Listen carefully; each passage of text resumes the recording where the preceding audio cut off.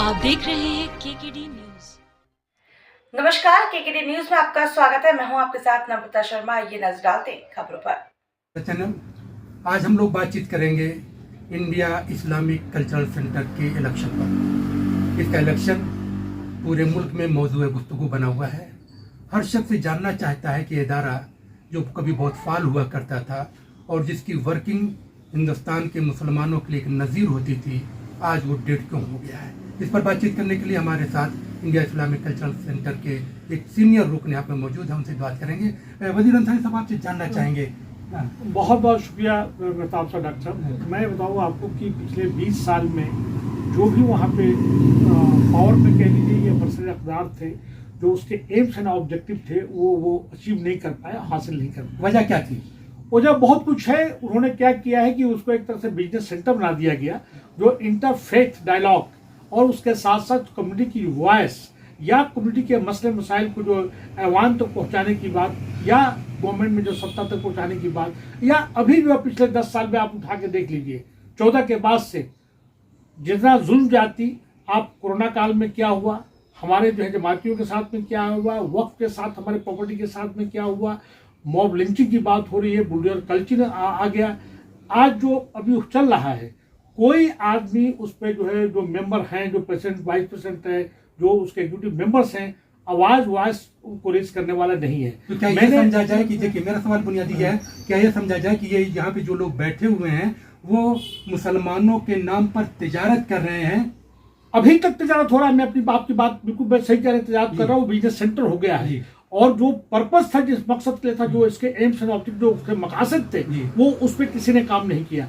मैं आप जो मुझसे सवाल कर रहे हैं कि भाई मैं एक रुकन हूं और मैं इतना न्यूट्रल क्यों बना हुआ, एक्टिव रोल क्यों नहीं प्ले कर रहा हूं, मेरा सिर्फ ये कहना है कि जो 13 member for the last 20 years वहां पे मौजूद हैं, उनको नहीं होना चाहिए। जो पैनल कल्चर जो है, जो ग्रुप कल्चर है, जो गैंग कल्चर है, वो नहीं होना चाहिए। सभी ग्रुप से जो टॉप क्लास के हैं, उनको देखा कि तमाम इसमें पड़े हुए लोग इस टीम मेंबर्स हैं, उनको चाहिए ये कि जो जस्ट एंड फेयर है, जो अपनी बात को, हमारी कम्युनिटी की बात को, आवाज को बुलंद कर सके, वो करना चाहिए। मैं आपके माध्यम से, आपके जरिए से, मैं किसी भी पैनल को, किसी भी ग्रुप को मैं सपोर्ट और नॉन सपोर्ट की बात नहीं कर रहा हूं।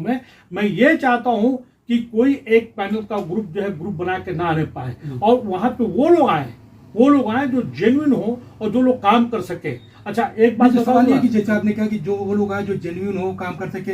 यहाँ पे सिराज कुरैशी साहब का अपना जो पैनल है, यहाँ पे सलमान खुर्शीद साहब है, दूसरे लोग हैं। हर आप बिल्कुल सही करें। सिराज कुरैशी साहब के पास में आज भी वो इमोशनल कार्ड खेल रहे हैं। आज भी 25-30% वोट उनको मिलेगा।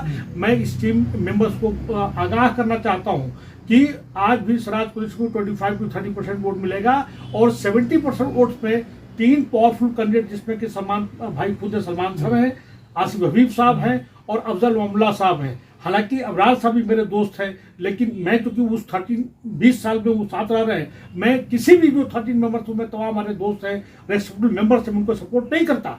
मैं ये कह रहा हूं कि भाई आप अपने कॉन्शियस वोट के तहत जो आपका खुद का है वो देखो, वरना नहीं तो वही गैंग आगे बढ़ जाएगा। और यही नहीं, आप बार बार गैंग लफ्ज का इस्तेमाल कर रहे हैं। हाँ सर, तो बिल्कुल सही कर रहे हैं। लोगों को बुरा लगेगा। मैंने लिखा भी है, मेरे पास मैंने राइटिंग में 2 पेज का लेटर लिखा है कि भाई इसको जो है, एक बहुत इंपॉर्टेंट अदारा है, इस पे जो है किसी को, ग्रुप को, एक सेट ऑफ द पीपल को ना बैठाओ। और लोगों को ये अगर बुरा लगता हो तो मैं माफी चाहता हूँ, लेकिन मैं खुल के बात करता हूं कि भाई वहां पे अगर रखना है तो तमाम पैनल जो एक्टिव हैं, उनके सभी पैनल से 1-2 आदमी को लो जो एम्स एंड ऑब्जेक्टिव को मद्देनजर काम कर सके। ये मेरा कहना है। नहीं, जो आपका कहना सवाल है कि आज हम आपके पास आए, गुफ्तगू कर रहे हैं, मीडिया में आप अपनी बात कर रहे हैं, लेकिन पिछले महीने भर से जो हम देख रहे हैं, इलेक्शन को लेकर गहमा गहमी चल रही है। और आप जैसा सीनियर आदमी जो है डीजीपी रहा है किसी स्टेट का, एडमिनिस्ट्रेटिव एक्सपीरियंस होने के बावजूद आपकी खामोशी माने खेद है? मानी खेद नहीं है। मैंने लेटर लिखा है, फिर मैं लेटर लिखने जा रहा हूँ। मेरी सबसे मुद्दमाना गुजारिश ये तमाम इस टीम मेंबर से कि किसी भी एक पैनल को, किसी भी एक ग्रुप को ना लाया जाए। हमारे चूंकि सभी लोग पढ़े लिखे लोग हैं, सभी पढ़े लिखे लोग हैं, उनको चाहिए कि एक ऐसे मेंबर्स को, चाहे ब्यूटी मेंबर हो, एग्जीक्यूटिव मेंबर्स हो, प्रेसिडेंट हो, वाइस प्रेसिडेंट हो, उनको होना चाहिए।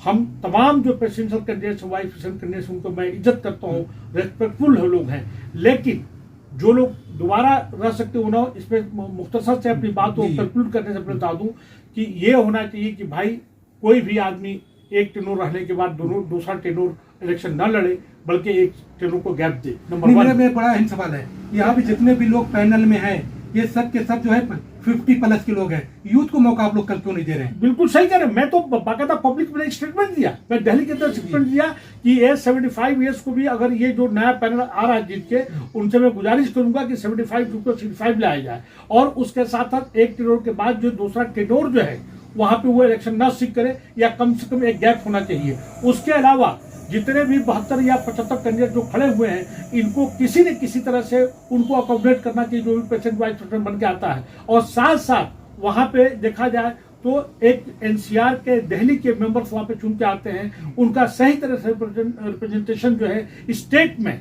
जैसे कि भोपाल एक बड़ा इंपॉर्टेंट जगह है, पटना है, बंगाल है, आसाम है, केरला से लेके सभी जगह इसमें एक तरह से ये भी प्रोविजन होना चाहिए, इस तरह से बना देना चाहिए कि भाई मेंबरशिप में डुअल मेंबरशिप, एक रीजनल एनसीआर और एक आउट ऑफ दिल्ली का होना चाहिए, ताकि उससे सभी लोग मुस्तफिज हो सके। बल्कि इसका सभी का जगह पे इसका सब सेंटर होना चाहिए, जो आज तक पिछले 20 साल में हम लोग ने सब सेंटर लखनऊ, हैदराबाद, भोपाल, पटना नहीं बना पाए। यहाँ पे नाज़रीन जो हम आपको बताएं कि जो है जरूरत और मोहब्बत दो अलग अलग चीजें हैं। जरूरत से मोहब्बत करने वाले बहुत हैं, ये तिजारत करने वाले।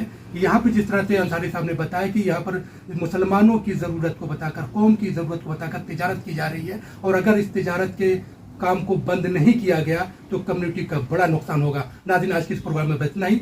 कल फिर किसी और एपिसोड के साथ, किसी शख्सियत के साथ आपकी खिदमत में हाजिर होंगे। तब तक के लिए टीम के साथ मैं ताब आलम को दीजिए इजाज़त।